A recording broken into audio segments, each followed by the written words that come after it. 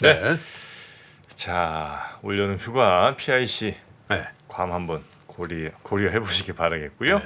자, 그러면 뉴스 3 류종훈 기자와 함께 하겠습니다. 어서 오십시오. 네, 어서 오세요. 반갑습니다. 네, 네. 류종훈입니다. 네. 반갑습니다. 여기도 해리포터예요. 네.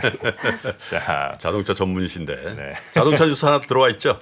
네, 오늘은 당연히 자동차 뉴스 하나 준비를 했고요. 네. 뭐 여러 가지를 한번 봤는데 재미있는 뉴스들이 좀 많았습니다. 네. 네. 자, 그럼 하나하나 좀 가볼까요? 네, 우선은 뉴욕 증시부터 한번 정리를 해드리면은 이제 지난 주말 기준으로 이제 미국 다우존스 산업 지수가 이제 35,227.69포인트로 이제 전장 대비 2.51포인트 올랐고요. 네. 이제 S&P 같은 경우에 S&P 500 같은 경우에도 전장보다 1.47포인트 상승한 4,536.34로 마감을 했습니다. 다만 이제 나스닥 같은 경우에는 14,032로 이제 전장보다 30.50포인트 하락한 연이틀 저런 모습 나오는 네. 네. 다른 모습이. 다우존스 같은 경우에는 이제 10거래일 연속 상승을 하면서 2017년 8월 이후 가장 긴 오름세를 기록한 것으로 네. 지금 나타났습니다. 아마 이번 주에는 이제 FOMC 회의가 있기 때문에 거기에 대한 영향이 조금 있을 것 같고요. 과연 이제 파월 의장이 이번에 0.25포인트를 올릴 것인가, 그리고 이번 올리는 게 마지막에 될 것인가에 대해서 좀 많이들 보고 계시고, 역시나 지금 이제 어닝 시즌이기 때문에 아마도 이제 실적 발표에 대해서 좀 많이 예. 보고 있습니다. 네. 예. 첫 번째 뉴스는 벤츠만큼 비싼 TV가 나왔다고 해가지고 되게 주말 내내 좀 뜨거웠거든요. 두 얼마인데? 분- 벤츠 뉴스가 아니라 TV 뉴스였군요. 그렇습니다. TV 뉴스입니다. 네. 두 분 집에 텔레비전 좀 좋은 거 보고 계신가요? 예. 아, 그거 좀- 저는 최근에 85인치로 바꿔서 아주 즐기고 있습니다. 저는 이제 지난 금요일 오전에 예. AS 받으러 갔잖아요. 받으러 간 거예요? 온 게 아니고? 아니 이제 저도 이제 집으로 가고 네. 그분도 아하. 오셨죠. 예. 약간 손을 보셨는데 이게 이제 임시적인 땜빵이고 제대로 고치려면 예. 제가 이걸 TV를 그때 좀 이제 무리해서 산다고 200 얼마 주고 샀거든요. 230만 원 이렇게 아마 그 정프로 무리한 거예요. 200만 원대는.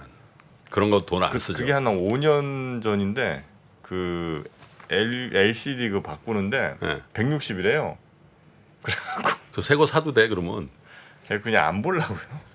제 생각에 이거 뉴스 들으시면 정프로님 넘어가시겠는데요. 뭐예요? 이제 어제 이제 삼성전자가 출시한 마이크로 LED TV가 89인치 TV거든요. 89? 네, 89양이라고 89? 하는데. 네. 많이 크지 않은데? 그래서 좀 크긴 하죠. 요즘 뭐 한 100인치짜리도 나오고 그러는데. 근데 근데 이 그거 가격 가격이 무려 1억 3천만 원입니다. 에휴, 누가 봐. 1억 3천만 원짜리 이제 TV가 이제 출시가 됐는데 이게 마이크로 LED라는 기술 때문에 좀 비싼 거고요. 이거는 사실은 중국에서 먼저 공개가 됐고 국내 판매는 이제 이번 달부터 들어간다 이런 내용이거든요. 근데 마이크로 LED TV가 왜 비싼지 한번 보시면 제가 잠깐 자료를 준비를 했는데 일단 그 TV가 어떻게 생긴지부터 한번 보실까요? 큽니다. 근데 뭐 다른 거 없는데? 비슷한데?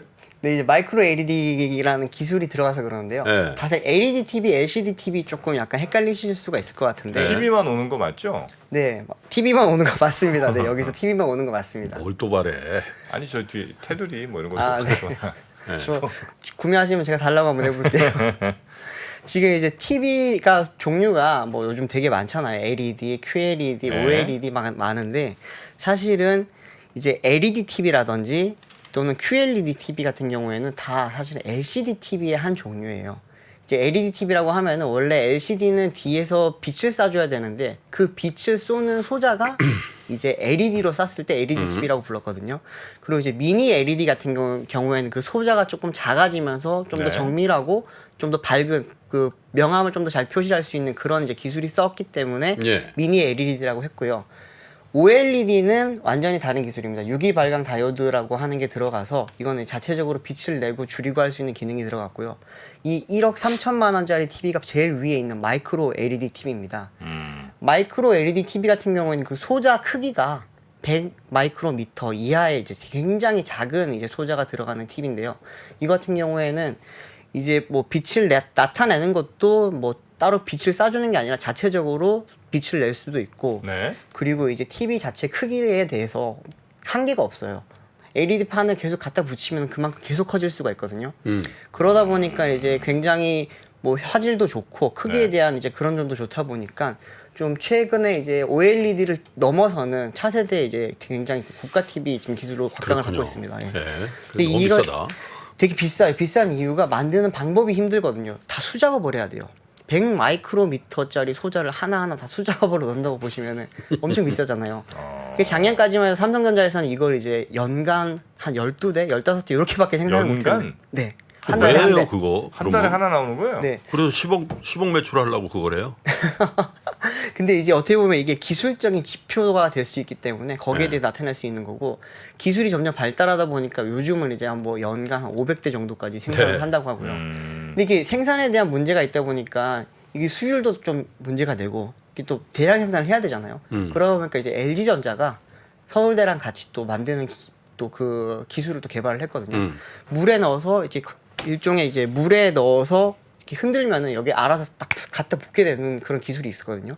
그게 나오면 이제 생산성이 굉장히 높아졌고 수율도 거의 뭐 99.99%까지 나온다고 하니까 앞으로 좀 많이 좀 대중화가 되지 않을까 싶습니다. 네. 마이크로 LED 같은 경우에는 이제 지금 시장성이 앞으로 좀 많이 커질 거라서 작년 2021년도에는 이제 이 시장 자체가 600만 달러에 불과했는데 5년 뒤 2026년에는 이제 3조가 넘을 거라고 하거든요. 엄청난 시장성이 기대가 되기 때문에 좀 다들 뭐 TV뿐만이 아니라 뭐 스마트폰이라든지 뭐 워치라든지 이쪽에서 좀 많이 좀 들여다보고 있는 기술입니다. 네. 그 다음 뉴스는 이제 자동차 뉴스를 하나 또 준비를 해봤는데요. 이제 미국 시장에서 이제 국산 전기차들이 잘 팔릴까요? 잘 안 팔릴까요? 잘 팔린다면서. 전기차들이 네. 네. 잘 나가죠. 근데 기아 EV하고 뭐 저 현대차도 잘 팔린 거 아니에요? 아이오닉 뭐 이런 거. 네, 연초는 괜찮았는데 상반기를 뜯어보니까 약간 기대 이하 성적이 나왔습니다. 네, 어제 또 한국 모빌리티 산업협회에서 발표한 자료가 있는데요. 그 자료를 보시면 이제 올 상반기 미국 전체 이제 전동화차 시장 자체가 전년 대비 54.8% 증가한 65만 5,699대를 기록을 했습니다. 근데 여기에는 이제 전기차랑 뭐 PHEV랑 수소차랑 다 이제 포함이 된 건데 여기서 당연히 이제 전기차가 가장 많은 비중을 차지를 했고요. 네. 근데 이게 지금 미국 시장 자체가 이렇게 많이 커지는 동안에 한국 차들은 6%밖에 성장을 못했어요. 미국 시장에서 네. 미국 시장 자체가 54% 성장하는 동안에 한국이 6% 성장했으면은 이거는 성장을 했다고 봐야 되는지 저것 때문에 그런 거야? IRA 때문에? 그렇습니다. IRA 이제 사실 직격탄을 맞은 건데요. 네. 이제 차종별로 판매를 살짝 보시면은 이제 제가 준비를 하나 했습니다. 네. 네.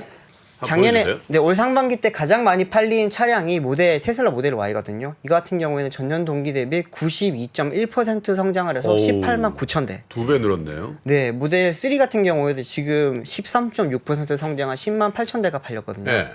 근데 이제 7위를 잘 보시면 아이오닉 5가 있습니다. 아이오닉 5가 이제 전년 동기 대비 0.4% 감소한 13,641대입니다. 오. EV6는 더 줄었어요. 33.7%가 줄어서 8,328대밖에 못 팔렸습니다. 볼트는 4,600대가 2만 1,000대가 돼서 356%가 됐고. 네, 이제 ID4는 저게 뭐 어디 겁니까, 저게? 폭스바겐 차량인데 폭스바겐이에요? 네, 저 차가 이제 아이오닉 5의 직접적인 경쟁 모델인데 오호. 4,400대밖에 못 팔렸던 게 지금 16,448대가 팔렸거든요. 아니, 저 차들은 저 보조금 해당되는 차들인가 보죠? 네, 저기 제일 끝에 보시면 개인 구매자 인센티브 여부라고 되어 있는 부분 있잖아요. 네. 거기 이제 동그라미 표시가 되어 있는 차들은 IRA 보조금을 받을 수가 있고 X라고 표시가 된 차들은 이제 못 받는 차들인데 이게 아이오닉 5가 작년에 13,691대를 팔렸고 ID4는 4,400대밖에 못 팔렸거든요. 네, 3배 이상 역전돼 차이가 버렸네. 났어요. 근데 지금 이제 저 차는 3.7배가량 판매가 늘면서 오히려 4위로 올랐고 아이오닉 5는 내려갔어요. 결국에는 IRA에 대해서 뭐 현대차라든지 정부에서는 타격이 없다라고 말을 했었는데 실제 미국 시장에서는 타격이 있는 것으로 없다기보다는 잘 극복하고 있다. 그쵸. 리스 차량이나 뭐 이런 쪽으로. 네, 해서. 플릿 시장을 우리가 좀 뚫어서 많이 이제 그거를 보완을 하겠다라고 했는데 네. 사실은 플릿 마켓 자체 크기가 그렇게 많이 안 크기 때문에 크다고 하더라도 국내보단 큽니다. 크지만 네. 전체적인 그 판매 대수 자체가 개인 판매가 많기 때문에 좀 타격을 입고 있는 걸로 지금 보이고요. 여기에 대해서 지금 현대차 쪽에서는 좀 계속 준비를 하겠다고는 하는데 뭘 준비를 해요? 지금까지는 인센티브라고 하는 쉽게 말하면 딜러사에 이제 판매 보조금을 지원해 주는 걸 지금 최소화하고 있었거든요. 네. 근데 이제 아마 하반기부터는 그걸 지금 푸는 것을 염두에 두고 있고요. 자체적으로 IRA 그걸 못 받는 걸 자체적으로 인센티브로 커버하면 네. 이익률이 떨어질 거 아니에요. 이익률이 조금 떨어질 수밖에 없죠. 근데 지금 너무 안 팔리다 보니까 이게 지금 상반기 때 이 정도였는데 하반기 때는 더 떨어질 거예요. 지금 왜냐하면은 ID4 같은 경우에도 이제 미국에서 자체에서 생산을 하는 차량이고 그러다 보니까 수요가 높으면은 폭스바겐이 그 생산량을 조절할 수 있거든요. 근데 우리나라에서 판매하는 지금 우리나라 차량의 아이오닉 5랑 EV6 같은 경우에는 국내에서 생산을 해서 수출하는 모델이에요. 그러다 보니까 국내 판매도 신경을 써야 되고 미국 판매도 신경을 써야 되고 유럽도 거기 똑같이 나가거든요. 그렇기 때문에 이제 미국에만 막 밀어줄 수가 없어요. 그러니까 아마 여기에 대한 또 대비를 좀 해야 될 거고 네. 또 걱정이 되는 거는 EV9이 이제 하반기 때 들어가고 이제 아이오닉 6도 이제 좀 있으면 본격적인 판매가 들어갈 텐데 거기에 대해서도 지금 준비가 조금 덜 되고 있지 않나 그 싶습니다. 미국 현지에서 이제 생산해야지 이제 IRA 받는 거 아니에요? 그렇습니다. 예. 그게 지금 계획된 게 언제입니까? 원래는 25년도가 가능했는데 네. 현대차가 지금 공장 설립을 좀 많이 당기고 있거든요. 6개월가량 앞당겨서 내년 하반기부터 연말부터는 받을 수가 있을 텐데 내년 하반기. 그래도 1년 더 남았네요. 네, 그래도 아마 본격적으로 받는 거는 25년부터 받을 수 있을 것 같습니다. 아, 그래요. 네. 아, 저절로 뭐 뉴스 전하시면서도 한숨이 나오는 모양입니다. 네, 그 뭐 현대차 어쩔 수가 인터뷰를 좀 어레인지 해보던가. 네. 현대차 쪽에 왜냐하면 저기 굉장히 큰 뉴스가 될 수 있어요. 왜냐하면 사실 뭐 주가라는 게 뭐 실적 대비해서는 지금 거의 못 오르고 있는 상황이잖아요. 그죠? 그렇습니다. 예. 딱 이렇게 막혀 있는 상황인데 사실 늘 말씀드립니다만은 순이익이 문제가 아니라 전기차의 침투율을 얼만큼 우리가 잡아낼 수 있는가 이게 현대차의 주가, 기아차의 주가의 가장 중요한 요소인데 그렇죠. 미국 시장, 중국 시장이 좀 막혀 있다고 보고 미국 시장이 저렇게 부진하다라는 거는 좀 걱정스러운데요. 네, 아마 지금 이제 26일 날 현대차도 이제 2분기 실적 발표를 하는데 거기서 컨퍼런스 콜에서도 좀 새로운 전략을 좀 이야기를 할 거고 네. 저도 따로 좀 취재를 하면서 좀 더 그래요. 한번 알아보도록 하겠습니다. 네. 네. 세 마지막 번째. 네. 뉴스는 네. 제가 아까 뭐 정프로님도 말씀하셨고 김프로님도 말씀을 하셨는데 네. 저도 좀 놀랐던 뉴스입니다. 삼프로 TV가 이제 스펙 합병 방식을 통해서 상장을 뭐 추진을 한다는 이야기였거든요. 지난 21일에 이제 저희 삼프로 TV를 운영하는 이 브로드캐스팅이라는 회사가 있습니다. 그 회사가 이제 기업 인수 목적 남 회사인. 얘기하듯이 하시네. 제가 오늘만큼 이 뉴스만큼은 제가 이렇게 삼프로 TV 일원이 대표님 아니라 입장에서. 기자로서 기자로서? 네, 아, 기자로서 좋습니다. 보도를 무섭다. 해보겠습니다. 네. 이 브로드캐스팅이 지난 21일 이제 기업 인수 목적 회사인 스펙 합병을 통한 코스닥 시장 상장을 위한 네. 예비 심사 청구서를 이제 거래소에 제출을 한 걸로 지금 보도가 됐거든요. 저도 이걸 이제 뉴스를 보고 사실 알았고 뭐 추진한다라는 건 알고 있었지만 어떻게 하는지 언제 하는지 사실 잘 몰랐는데 보면서 좀 놀랍고 너무 궁금한 게 많이 생겨가지고 네. 오늘은 진짜 한번 김프로님 한번 인터뷰하는 방식으로 한번 해볼까 하는데 이러시면 괜찮으시죠? 어떡합니까? 기자가 취재를 해갖고 오셔야지 저한테. 근데 지금 이제 뭐 당사자가 여기 계시니까 직접 네. 여기 현장에서 인터뷰하는 것만큼 그러세요, 또 그리고. 제일 또 네. 확실한 게 없지 않을까 싶은데요. 일단은 가장 많은 분들이 궁금해할 것 같아요. 도대체 왜 상장을 추진하시는 건가요? 뭐 먼저 우리 저 구독자 여러분, 시청자 여러분께 말씀을 좀 드리고 싶은 게 감사의 말씀 먼저 좀 드리고 싶습니다. 저희가 뭐 5년 정도 이제 된 회사인데 상장이 결정된 것도 아닙니다만은 상장을 추진할 수 있을 정도로 이렇게 성장시켜 준 것은 우리 시청자 여러분들이나 구독자 여러분들이 이렇게 늘 지지해 주시고 성원해 주시고 많이 봐주셔서 그 힘으로 여기까지 와서 이 상장의 여부와 관련 없이 참 여러분께 감사드릴 만한 일이다 이렇게 생각을 하고요. 유종훈 기자도 잘 몰랐다고 얘기하는 게 이게 스펙 상장이라는 게 상대방이 있단 말이죠. 네. 상대방의 주가에 영향을 줄 수 있을 거기 때문에 굉장히 보안을 유지를 했어야 되고 또 그게 당연한 거라서 여러분께 미리미리 말씀 못 드렸던 거를 먼저 양해를 좀 구해 보려고 합니다. 스펙 상장이니까 이미 상장된 뭐 이른바 뭐 쉘이라고 그랬나요? 아니죠. 스펙이라고 네. 그 스펙을 상장 상장 목적에 회사가 있는 거고. 그거 좀 이따 말씀드릴게요. 네. 그래서 왜 상장하려고 하는 거냐면 상장이라는 게 시장에 올린다는 의미와 함께 기업 공개라는 표현을 하잖아요. 이제 기업을 성장시켜 가지고 소유와 경영을 예를 들면 뭐 3프로 TV에서 경영을 하고 소유를 하면 김프로, 2프로, 정프로만 하는 거잖아요.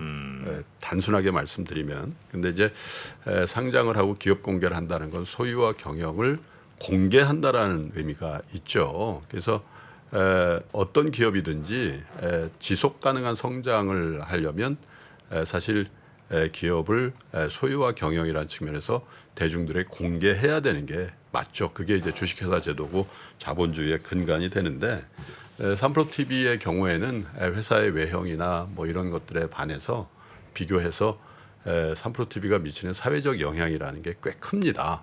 그런데 그거를 저를 비롯한 3%의 생각과 3%의 소유와 3%의 경영으로만 해나가다 보면 저희들이 지치고 힘들면 이제 그만해야 되고 그러면 이게 지속 가능하지 못할 수가 있잖아요. 그래서 기업 공개라는 절차를 통해서 구독자 여러분들 또 우리 투자자 여러분들을 잠재적인 투자자로 모시고 저희의 경영을 아주 투명하게 오픈한다라는 측면이 강합니다. 그래서 뭐 물론 이제 상장에 대한 절차가 다 순조롭게 마무리돼야 된다는 전제가 있겠습니다만은 그렇게 되면 저희가 뭘 하든지 아마 여러분들이 다 아시게 될 겁니다. 저희한테 뭐 좀 밝히라고 하시는 경우도 있지 않습니까? 근데 저희가 비상장 상태에서는 계약 관계 때문에 뭐 이렇게 알려드릴 수도 없는 그런 일들이 많은데 상장이 되면은 기업 공개가 되면은 저희 공시 의무를 갖게 되죠. 그래서 여러분들께서 궁금해하시는 공시를 통해서 저희가 다 소상히 알려드려야 될 의무를 지게 되고 또 하나는 주주 여러분들을 모시게 되면 주주총회를 통해서 여러분들의 의견과 여러분들의 어떤 그런 커뮤니케이션을 저희가 할 수밖에 없는 그런 상황이 돼서 3프로TV도 지금도 많이 알려져 있습니다만은 완벽하게 여러분께 투명하게 경영을 공개하는 그런 절차다 이렇게 보시면 될 것 같고요. 뭐 어떤 분들이 이제 정프로 이제 갑부가 됐다 뭐 이런 말씀하시는데 이번 상장은 뭐 차차 말씀드리겠습니다만은 저희의 일체의 구주 매각도 없고요. 또한 아마 이제 거래소하고 협의 과정을 거치겠습니다만은 저를 포함한 창업자들의 지분은 상당 기간 동안 매각을 할 수 없는 그런 상황으로 갈 거기 때문에 미리 김치 국물을 마시기 바랍니다. 예. 아니 그래서 지금 보니까 이제 많은 분들의 댓글을 제가 쭉 보지 않았습니까? 상장한다는 게 개미들 돈 뜯어서 니들 배불리는 그 과정 아니냐는 의혹이 많습니다. 그 공모를 안 합니다. 네. 여러분들이 공모 시장에서 투자하실 기회가 없으세요.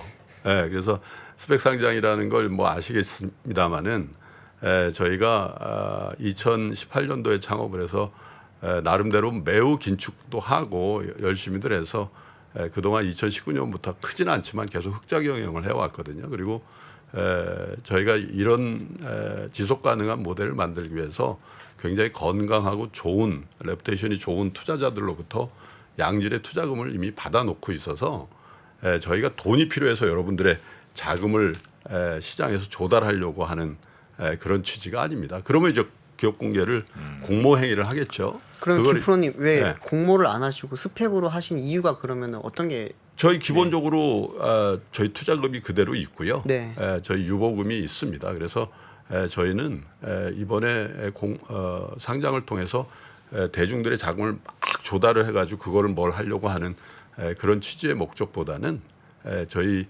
3프로TV의 경영과 저희의 어떤 하려는 취지를 여러분과 함께 하고 여러분들도 지속적으로 그렇게 말씀해 주셨지 않습니까? 3프로TV가 사회적인 어떤 그 기능, 영향력 이런 것들을 더 잘 발휘하셔야 된다라는 얘기를 하셨는데 저희 3프로TV의 창업자인 저희 3%만 소유하고 경영해서 그게 가능하겠습니까? 근데 자본을 개방하지 않고 그것을 할 수 있는 방법은 없지요. 그래서 저희의 어떤 상장의 목적이 여러분들의 자금을 그 공모 행위를 통해서 여기 끌어들이려는 목적보다는 저희의 경영과 저희의 취지를 여러분과 함께 하려는 목적이 더 크다 네. 이렇게 보시면 되겠습니다. 그리고 저 많은 또 질문 중에 하나가 네.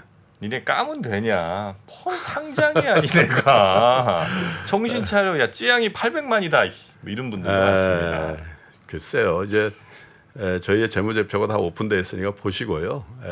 뭐 차차 이제 말씀드리겠습니다. 왜냐하면 이것도 제가 말씀드리기 참 조심스러운 게 이제 상장의 절차를 처음으로 시작한 거예요. 금요일 날 예비심사 청구서를 거래소에 내서 심사를 좀 해주십시오 하는 절차를 시작했기 때문에 제가 그 이상의 많은 말씀을 드리면 좀 절차상 안 맞을 수도 있습니다. 그러나 저희는 2018년 창업 이후에 저희 계열사를 통해서 자체적으로 긴 비즈니스를 통해서 유튜버로만 이렇게 보여지시지만 비즈니스를 광고 제휴, 교육 또 외주 제작을 비롯해서 데이터 사업까지 굉장히 내실 있게 운용을 해온 회사이기 때문에 여러 기관 투자가들이 좋은 밸류로 투자를 해주시지 않았겠습니까? 그래서 그런 걱정은 저희의 또 상장 절차를 거래소와 감독원 이렇게 진행하면서 여러분들이 좀 보게 되시고 그때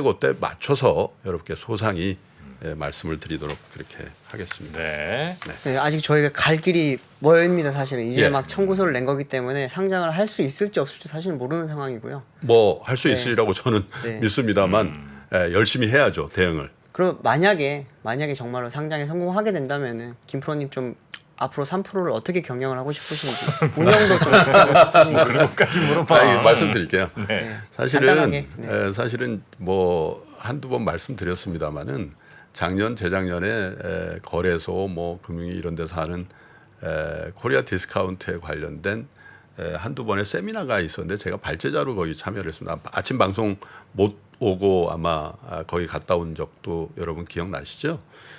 제가 발제자로서 무슨 얘기를 했냐면 코리아 디스카운트의 원인은 굉장히 빨리 스마트해지고 있는 우리 투자자들의 눈높이보다 훨씬 지체되고 있는 한국 기업의 가버넌스의 후진성에 기인한다라는 얘기를 발제자로서 한 적이 있습니다. 근데 그 얘기를 뜩 하고 나오는데 업계 선배님들 몇 분이 저보고 그런 얘기를 한 적이 있습니다. 김프로 당신이 직접 해보라고 상장해서 경영하면 그렇게 말처럼 쉬운 게 아니네. 가버넌스를 고치려고 해도 법적으로 여러 가지 제약이 있고 관계도 여러 가지로 생각해야 될 게 있고 그렇게 쉬운 게 아닌데 취지는 좋으나 근데 그 말씀을 듣고 제가 그런 생각을 했습니다. 저희 회사가 여러분들의 성원을 이렇게 컸는데 만약에 상장할 수 있는 자격을 갖추게 된다면 상장을 해서 제가 얘기한 최고의 가버넌스 그리고 최고의 주주 정책을 실현해보는 우리 자본시장의 일종의 테스트베드로 이걸 써보고 싶다라는 생각을 했었고 그거를 우리 3프로에게 전달했고 우리 후배들도 K 그렇게 해보자라는 그런 반응을 주셨어요. 그래서 이 말이 얼마나 어려운 건지 제가 알고 있습니다. 그런데 제가 이 방송에서 이 말씀을 드리는 거는 상장이 만약에 잘 절차가 마무리돼서 승인을 받아서 된다면 그렇게 해보고 싶습니다. 저희가 관찰자 비평가로서 얘기를 하는 입장에서 이제 그런 가버넌스와 주주 정책을 실현하는 그런 주체로 변화하는 거 아니겠습니까? 굉장히 어렵다는 걸 알고 있습니다. 그래서 좋은 비즈니스 모델을 발굴하고 키움과 동시에 정말 주주를 최고로 대접해도 또 주주를 최고로 대접하기 위한 건강한 가버넌스를 만들어내도 기업이 성장할 수 있고 주가가 오를 수 있다는 것을 여러분들과 함께 저희가 한번 시도해보는 것만으로도 매우 의미 있는 저희 3프로의 행보가 아닌가 그렇게 생각을 했습니다. 그래서 상장이라는 걸 해보게 됐고요. 네. 사실은 상장을 하면 저를 비롯한 3프로는 매우 피곤해집니다. 아까 말씀드린 것처럼 저희가 하는 모든 게 오픈되고 또 저희의 주식 한 주를 팔려고 해도 미리 여러분께 공시를 해야 됩니다. 그런데 사실 저희 주식을 저희가 다 팔고 나서 3프로 TV가 영속한 비즈니스 모델을 가질 수 있겠습니까? 차라리 그건 비상장 상태에서 더 유리하겠죠. 뭐 사모펀드라든지 이런 데 매각을 할 수도 있고 지분을 좀 분산시킬 수도 있게 돼 있는데 상장을 하게 되면 오히려 그건 더 힘들어지지 않겠나 하는 걱정들도 많이 하셨는데 그것을 한번 해보려고 하는 겁니다. 형님 그만하래요 이제. 네. 그만하랍니다. 아니 시켜놓고서 그만하라 그래. 제가 궁금해서 여쭤봤어요. 시청자분들이 그만하래 이제. 그만하라 그래? 알겠습니다. 네. 근데 하여튼 저 유료화갈 일은 없고요. 물론 네. 지금도 이제 뭐 유료 강의 저희 또 앱에 있지만 뭐 그런 건 계속 있겠죠. 뭐 유튜브 채널 유료할 일은 없다는 거. 그거 궁금하신 분들이 많아서 좀 뭐 말씀드리고요. 아마 근데 많은 분들이 우리랑 좀 같은 느낌이었다가 너무 멀리 떨어지는 것 같은 느낌. 이게 이제 좀 싫으신 게 좀 있는 것 같아요. 심정적으로. 왜 떨어지셔요? 그러니까 이제 상장사들은 뭐이 갑부들 되고 아유. 뭐 이렇게 돼 싫어하시는 것 같은데, 그걸 한번 좀 보시죠. 뭐 저희가 뭐 그렇다고 상장한다고 뭐 될지 안 될지 아직 뭐 확실한 건 아니겠습니다만 뭐 아왜 확실치 않다고 그렇게 자신이 없어요? 저요? 네. 아니 뭐 가다가 또 뭔 일이. 하여튼 그래서 쭉 저희 보시면 뭐 지금과 뭐 막 엄청나게 달라지거나 이럴 일은 아마 별로 없을 것 같습니다. 자, 뉴스 3은 그럼 요 정도 하면 될까요? 네, 네. 아유. 예고 좀 하시고 가십시오. 알겠습니다. 다음부터는 미리 말씀드리겠습니다. 네. 아시아 외환위기 이후에 글로벌 경기가 안 좋아질 것 같으니까 미국이 금리 인상을 천천히 하게 되거든요. 근데 이때 IT 관련 산업이 굉장히 빠르게 성장을 하는데 금리 인상이 생각보다 늦다 보니까 이게 무엇을 만들게 되냐면 닷컴 버블을 만들게 됩니다. 외환 위기부터 닷컴 버블, 금융 위기, 인플레이션의 부활까지 대한민국 최고의 거시경제 전문가 오건영의 경제 이야기를 서점에서 만나보십시오.